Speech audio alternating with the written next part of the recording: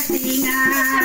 भंगिया पड़ेला जो पधार होई देख भोला शिव गुरु के माथावा में बड़े बड़े जटावा शिव गुरु के माथावा में बड़े बड़े जटावा जटावा से बोए गंगा धार होई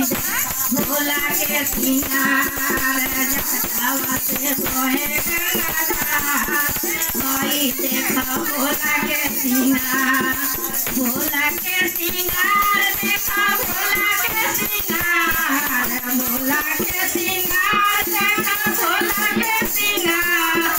भंगिया पड़ेला जो पधार होई देख भोला के सिंगार भंगिया पड़ेला जो पधार होई देख भोला के शिव गुरु के लीला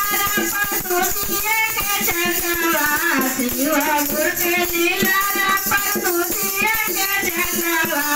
चंद्रवा से दुनिया जो होई देख भोला के सिंगार चंद्रवा से दुनिया जो होई देख भोला के सिंगार भोला के सिंगार देख भोला के सिंगार भोला के सिंगार देख भोला के सिंगार भंगिया पड़ेला जो पधार होई देख भोला के सिंगार भंगिया पड़ेला जो पधार होई देख भोला के शिव गुरु के मालावा में नागवा के मालावा शिव गुरु के मालावा में नागवा के मालावा नागवा के मालावा हो नागवा के मालावा नागवा छोड़ेला फुफुकार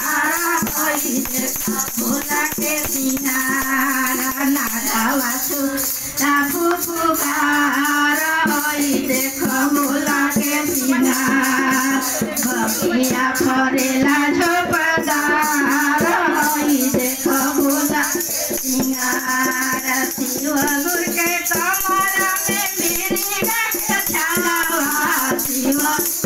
कमर में मिर्गा के छालावा हाथवा में तेरा सुरमर होई देख भोला के सिंगार हाथवा में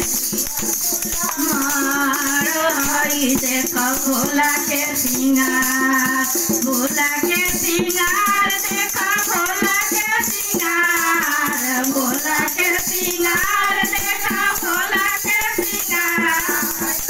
भंगिया पड़ेला जो पधार होई देख भोला के सिंगार भंगिया पड़ेला जो पधार होई देख भोला के सिंगार शिव गुरु के दुआरा पर खाता बैलावा शिव गुरु के दुआरा पर खाता बैलावा सनावा में पार्वती मैया होई देख भोला के सिंगार सनावा में पार्वती मैया होई देख भोला के सिंगार भोला के सिंगार देख भोला के सिंगार भोला के सिंगार देख भोला के सिंगार भंगिया पड़ेला जो पधार होई देख भोला के सिंगार भंगिया पड़ेला जो पधार होई देख भोला के सिंगार शिव गुरु के पायरा में झुनुकी खड़ा हुआ शिव गुरु के पायरा में झुनुकी खड़ा हुआ चरण में बावे चारों धाम होई देख भोला के सिंगार चरण में बावे चारों धाम होई देख भोला के सिंगार भोला के सिंगार देख भोला के सिंगार भोला के सिंगार देख भोला के सिंगार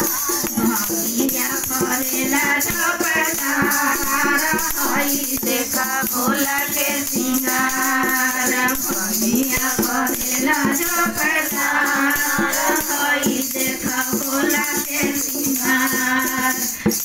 हर महादेव। मैया पार्वती लाल वाला खाली दाब दीजिएगा ना, फिर जब करिएगा ना बंद करके दीजिए।